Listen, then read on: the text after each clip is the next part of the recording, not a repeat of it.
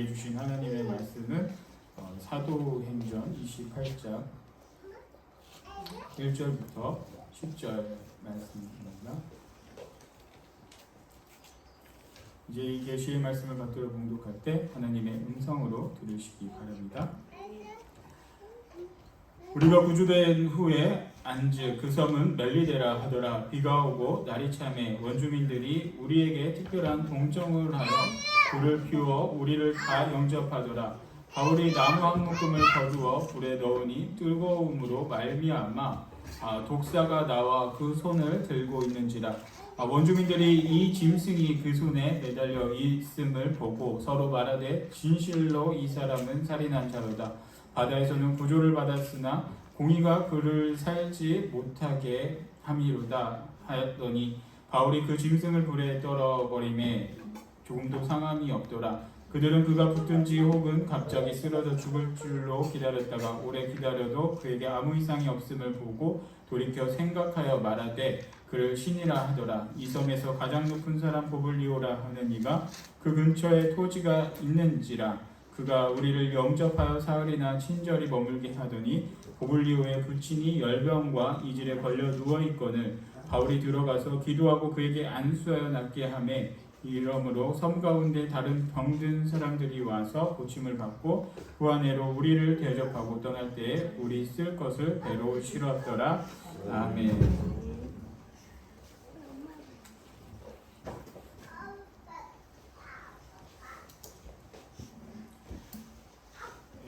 한 주간 잘 지내셨죠? 저도 잘 살았는데 한 주간 또 못 뵀던 것 같습니다. 지지난주 수요일, 화요일 날 저희 막내가 계속 안 좋아가지고 병원을 한번 갔습니다.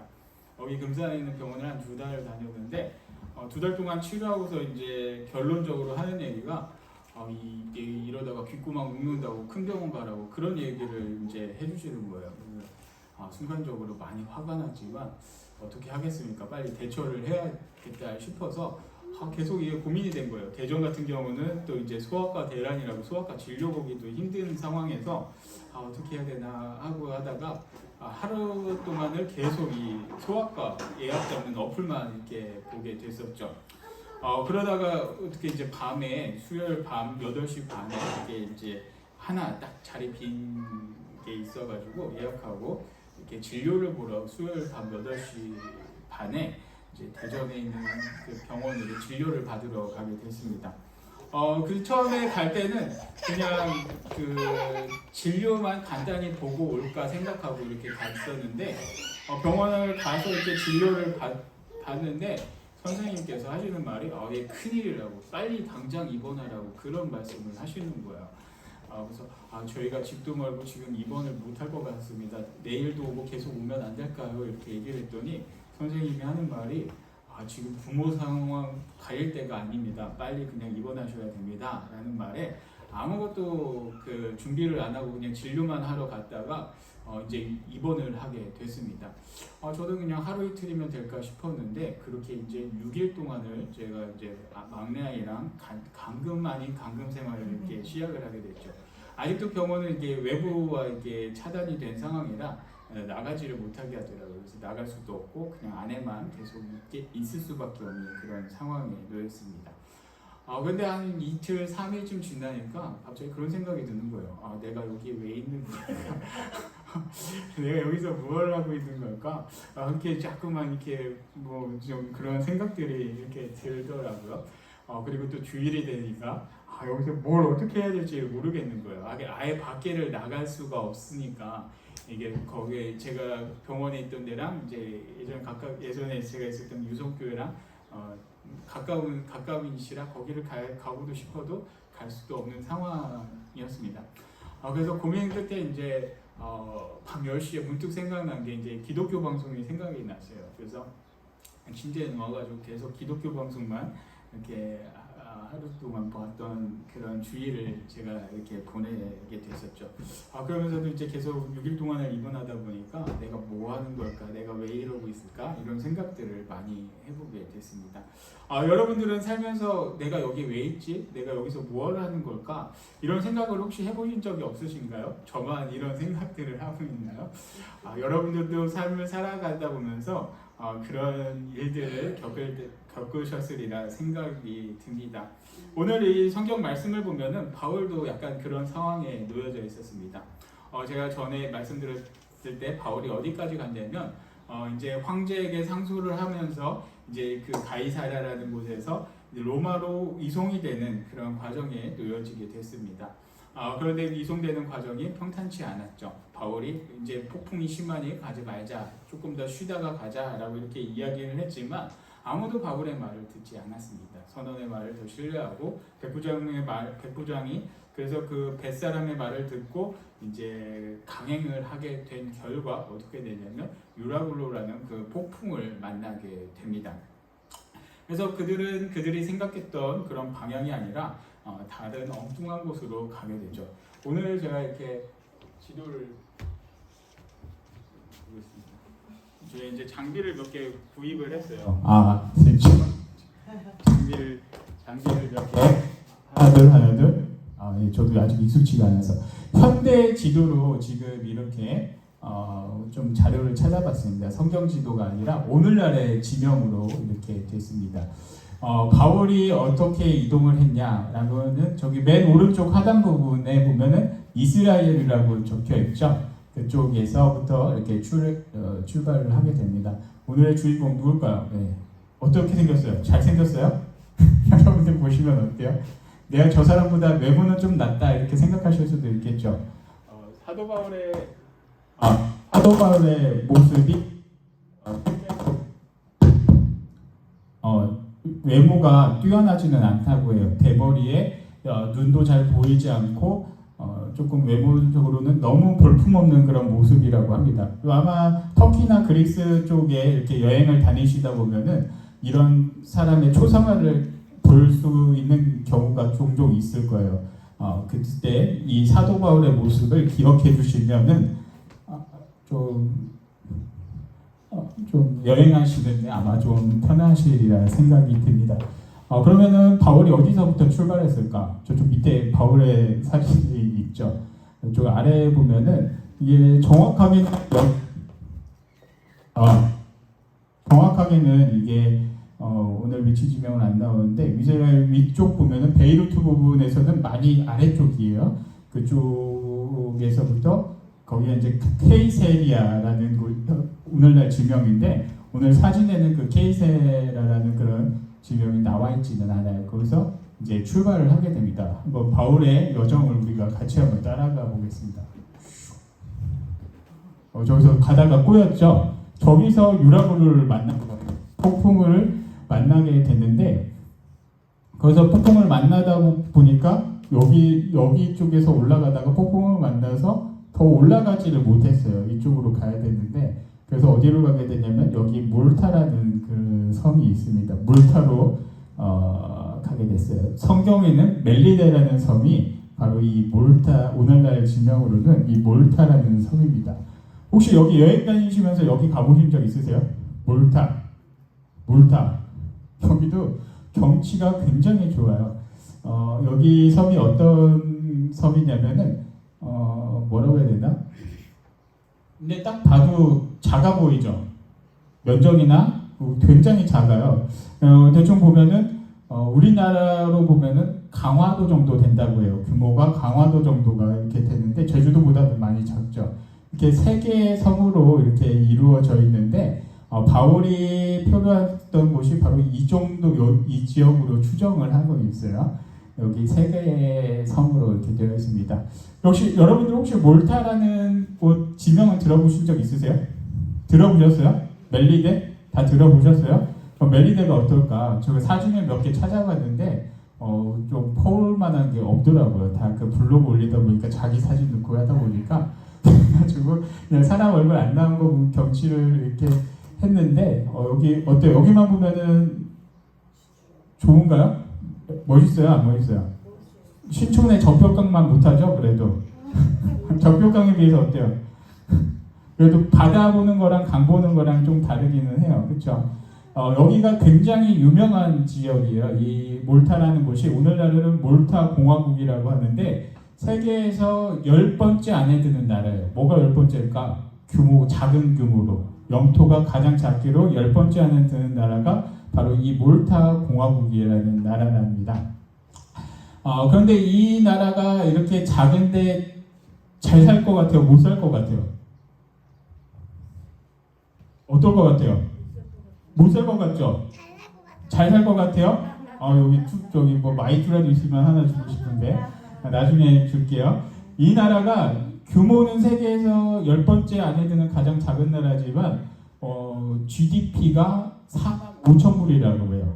그러니까 우리나라가 지금 현재 3만 5천 불이라고 하니까 여기 가면은 우리나라 사람들이 돈 쓸 때 조금 부담되는 그런 나라죠. 미국이 7만 불 정도 되고 여기가 4만 5천 불 되니까 좀 소득 수준은 굉장히 높은 나라가 바로 이 나라예요. 그럼 이 나라에서 무엇가 이렇게 활성화됐을까? 어떤 산업이 가장 발달됐을까? 이런 나라 어떤 게 가장 발달됐을 것 같아요? 한번 생각해보세요. 예? 관광산업, 그렇죠? 서비스업이 가장 발달된 나라 중에 하나가 바로 이 나라래요. 그러니까 한 70% 정도가 관광업에 이렇게 종사를 하고 있는데 그만큼 경치가 아름다운 곳으로 유명하죠. 그래서 이 나라에서 영화를 굉장히 많이 촬영했다고 해요. 여러분들도 이제 영화 좋아하시는 분은 다 아시겠지만 80년대에 뭐 뽀빠이라는 영화가 있더라고요. 제가 찾아보지는 않았는데 그 뽀빠이라는 영화를 찍은 장소가 여기 이쪽이라고 해요. 그래서 여기 뽀빠이 마을이라는 그런 곳도 있고 또 2000년도에 그 화제작이죠. 2000년 초반에 굉장히 화제가 되었던 글래디에이터. 글래디에이터도 뭐 여기서 찍었고 뭐 월드 지니 007 시리즈 중에서도 몇 개를 찍고 한 100여 편 정도를 여기서 찍었다고 해요. 경치가 아름답고 그래서 영화 배우나 감독 중에서는 이제 활동하고 있는 안젤리나 졸리도 그의 작품을 찍을 때 이곳에서 또 촬영을 했다고 합니다.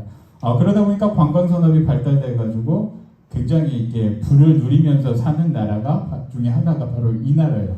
근데 우리나라에서 여기 가려면 좀 시간도 많이 걸리고 어려워서 잘 못 가기는 하는데 나중에 성지순례나 뭐 이런 데 관심 있으신 분들은 이 그리스, 이태리 여행하면서 거기 가도 좋을 것 같아요. 이태리에서는 또 시칠리아 섬에서 또 굉장히 또 가까운 그런 거리에 있다라고 하는데 한 번쯤 기회 되시면 가보시는 것도 좋을 것 같아요. 바울 선교지나 그런 고대 유적들도 꽤 있는 그런 섬 중에 하나가 바로 이 몰타 섬입니다. 그리고 이 몰타 하면은 또 굉장히 유명한 게 또 하나가 있어요. 여러분들 혹시 강아지 좋아하시는 분 계세요? 개 좋아하시는 분 계세요? 강아지 좋아해요? 그런데 아빠가 싫어해서 안 키우죠.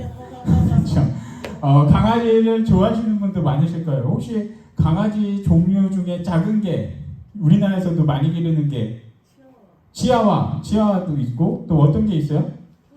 푸들, 또 시츄. 종류 많이 하시는데요?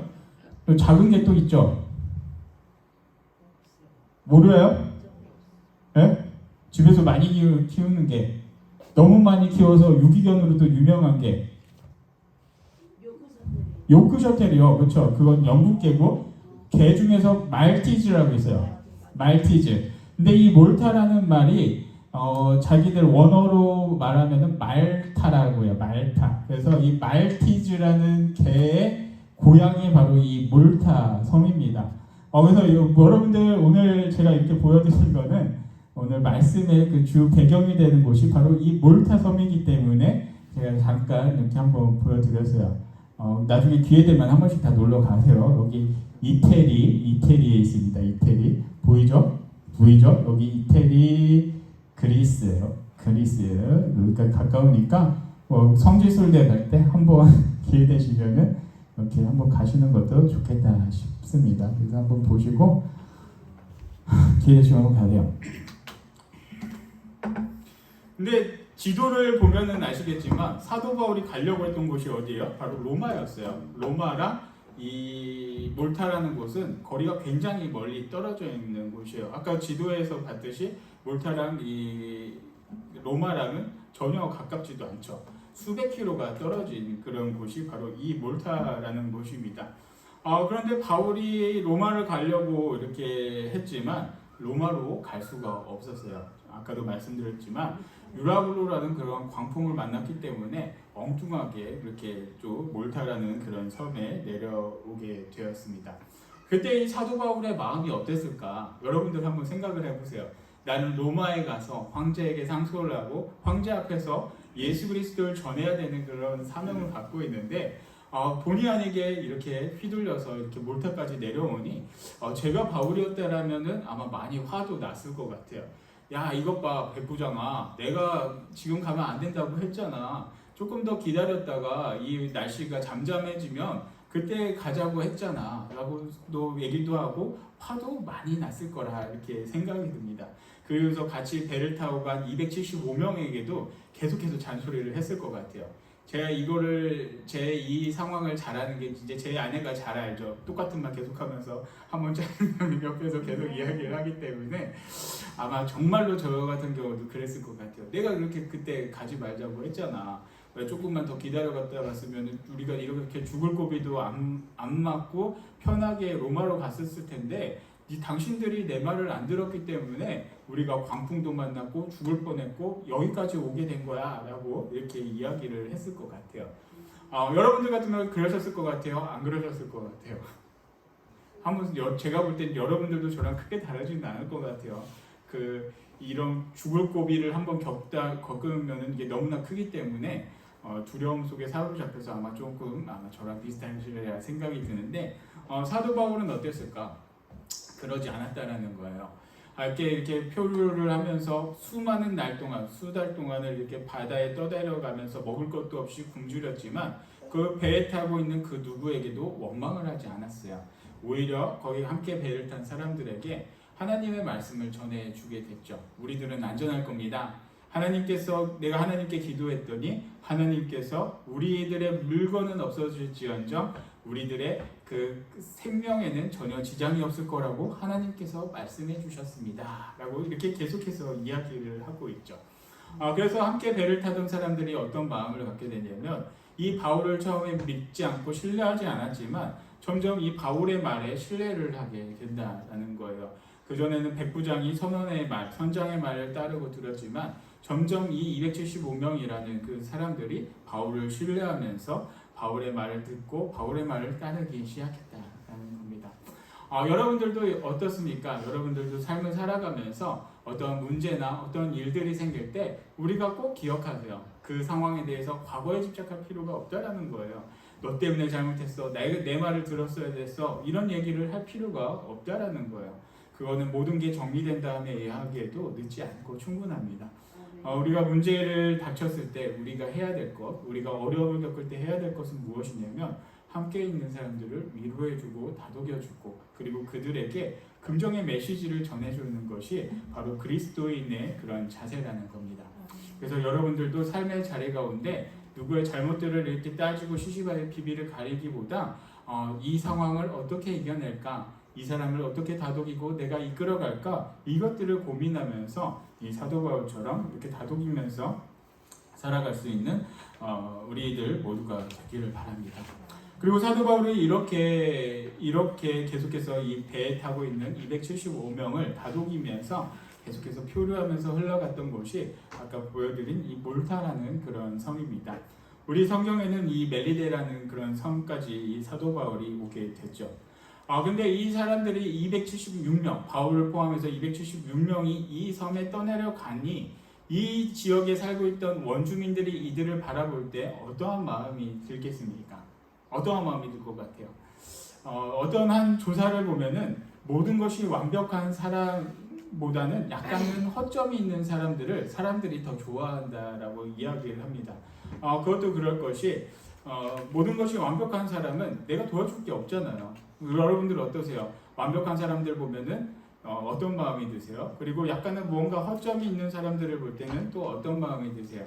약간 허점 있는 사람들에게 정도 가고 내가 이 사람에게 뭐 또 도와주고 이렇게 저렇게 해야겠다라는 생각이 더 들지 않습니까? 제가 이번 주에 오늘 오후 2시죠. 오후 2시에 전주에 있는 생명나무 선교회라는 팀이 와서 워십이랑 뭐 여러 가지 이렇게 찬양 활동을 한다라고 이렇게 이야기를 들었습니다.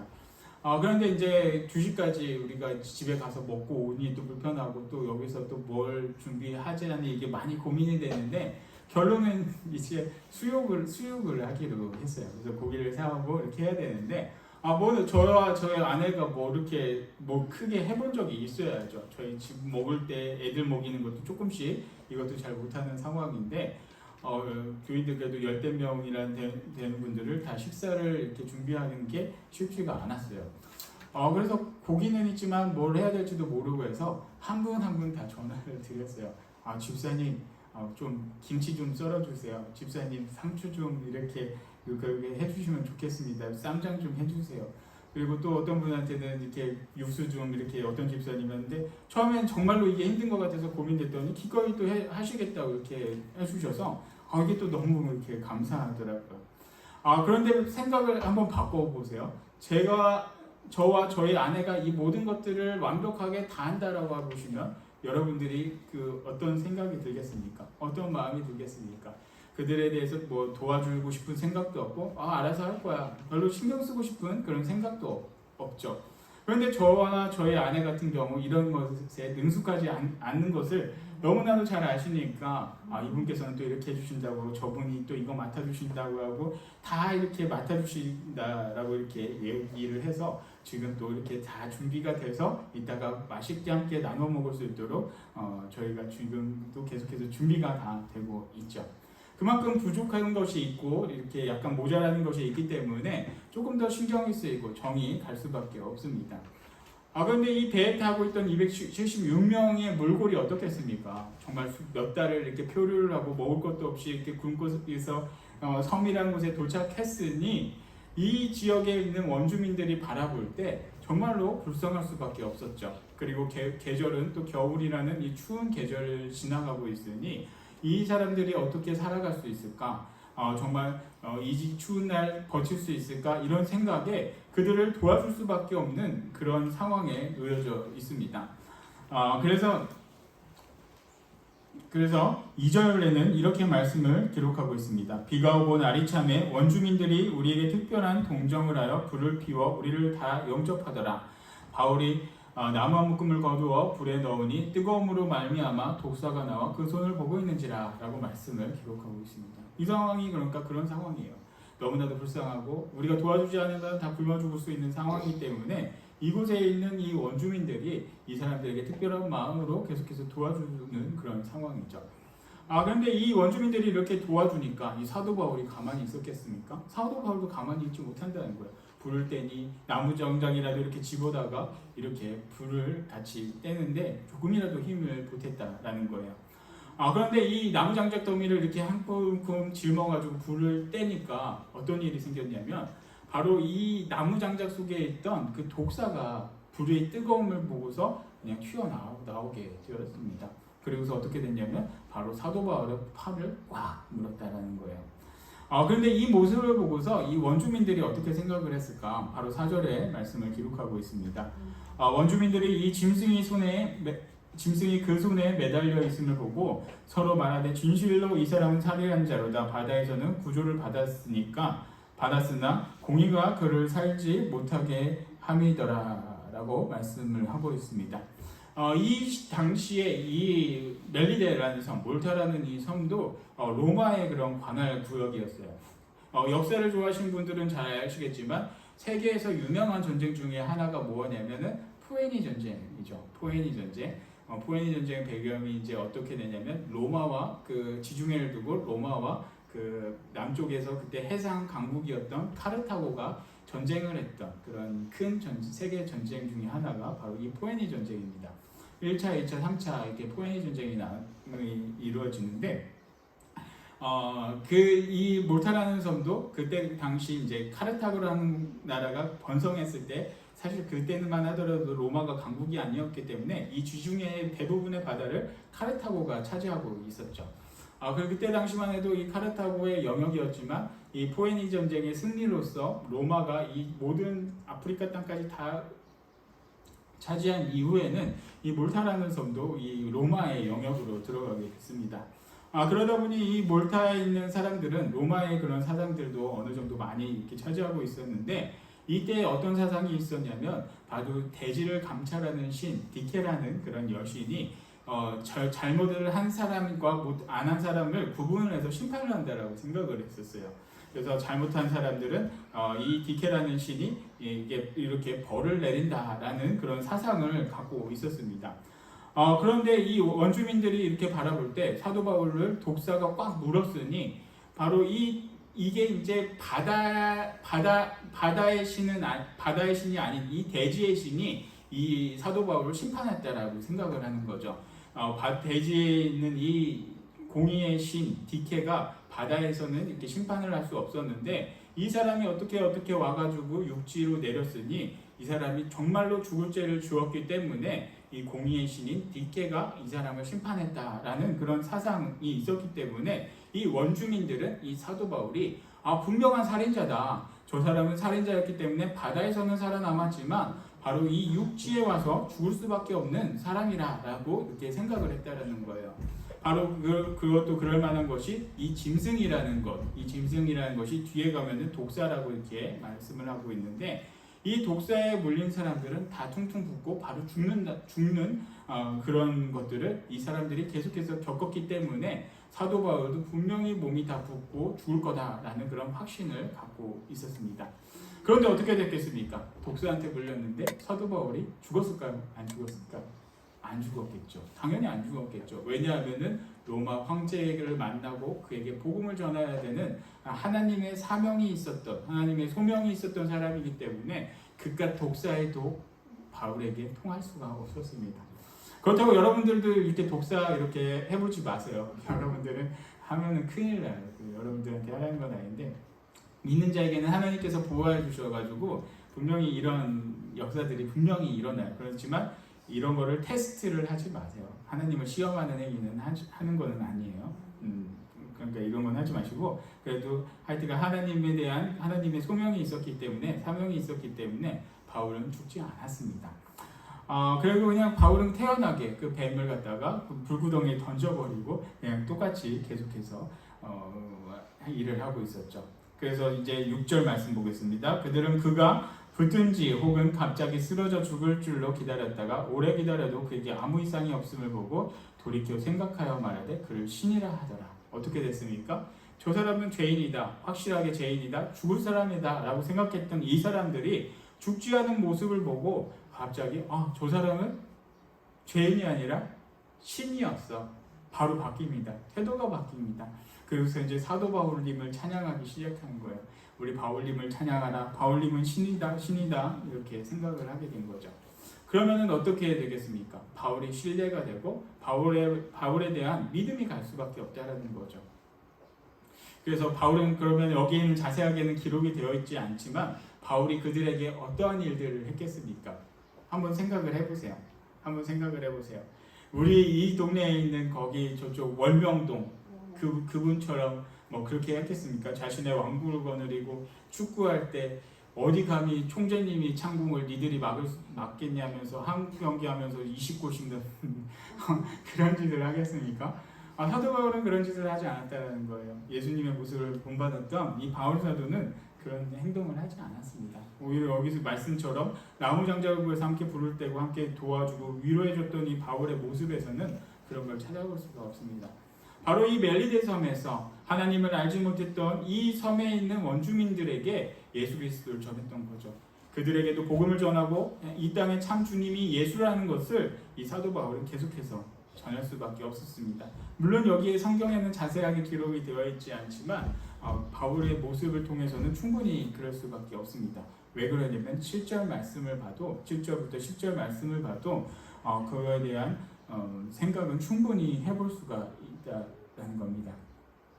7절 말씀부터 또 계속 보겠습니다. 이 섬에서 가장 높은 사람 보볼리오라는 이가 그 근처에 이 토지가 있는지라 그가 우리를 영접하여 사흘이나 친절히 머물게 하더니 보볼리오의 부친이 열병과 이질에 걸려 누워있거든 바울이 들어가서 기도하고 그에게 안수하여 낫게 하며 이러므로 섬 가운데 다른 병든 사람들이 와서 고침을 받고 그 안으로 우리를 대접하고 어떨 때 우리 쓸 것을 배려주었더라 라고 말씀을 하고 있습니다.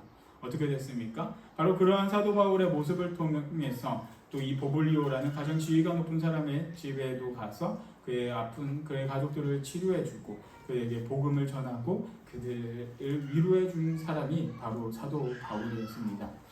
그래서 어떻게 됐습니까? 바로 이 바울을 통해서 이 지역에 있는 하나님을 알지 못했던 이 모든 사람들이 예수 그리스도를 알 수 있는 그런 만날 수 있는 그런 기회가 되었다라는 거죠. 바울 사도는 처음에 로마로 후송이 돼서 황제 앞에 설 것만은 생각을 했지만 하나님께서는 이 바울을 광풍을 만나게 하심으로써 이 멜리데라는 섬까지 이끌어 주시고 또 이곳에 있는 사람들에게도 복음을 듣고 하나님을 알 수 있는 그런 기회를 주셨다라는 겁니다. 사랑하는 성도 여러분, 여러분들이 있는 곳 어떤 곳입니까? 때로는 여러분들이 있는 곳에서 내가 왜 여기에 있을까? 내가 이 자리에 있을 사람이 아닌데 정말 답답하고 많은 고민이 될 때도 분명히 있으리라 생각이 듭니다. 그럴 때 한번 여러분들도 한번 기도해 보시기 바랍니다. 하나님의 뜻을 한번 찾아보시기를 바랍니다. 그곳에서 또 이 바울처럼 예수 그리스도를 알지 못하는 자에게 예수님을 전할 수 있는 기회가 여러분들이 있는 그 자리가 될 수도 있다라는 겁니다. 그래서 여러분들이 있는 그 자리에서 정말 아픈 사람들을 위로하고 정말 그 사람들에게 비난을 하고 저주를 하는 그런 말을 하는 것이 아니라 그들을 축복하고 위로하는 말을 함으로써 그 사람들이 하나님을 알 수 있는 그런 기회를 제공하고 또 하나님께서 여러분들에게 주신 그 소명을 충실히 감당할 수 있는 여러분들 모두가 되기를 간절히 축복합니다.